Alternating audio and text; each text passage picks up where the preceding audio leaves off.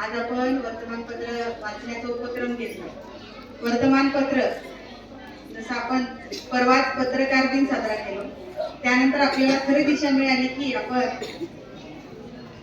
जे वर्तमानपत्र आहे मराठी, इंग्रजी किंवा इतर भाषेमध्ये ते वाचले पाहिजेत आपण.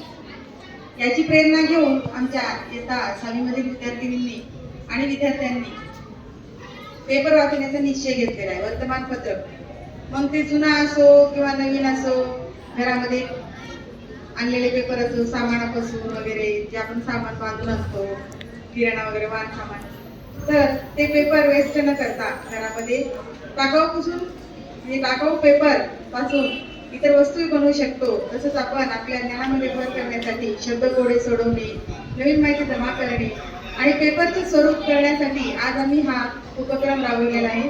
जिल्हा परिषद प्राथमिक शाळा तिवळा येथे हा उपक्रम अतिशय उत्तम प्रकारे विद्यार्थी पुस्तक आणि वर्तमानपत्र वाचण्याचा छंद जोपासत आहे.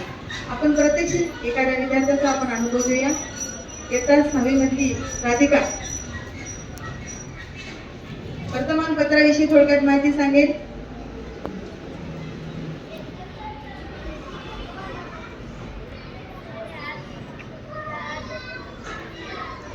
वर्तमानपत्र आपण वाचलं पाहिजे, कारण आपल्याला भारतात कोणत्या कोणत्या गोष्टी करत असतात, प्रत्येक जगात, भारतात किंवा आपल्या राज्यात प्रत्येक गोष्टी आपल्याला कळाव्यात म्हणून आपण वर्तमानपत्र वाचलं पाहिजे.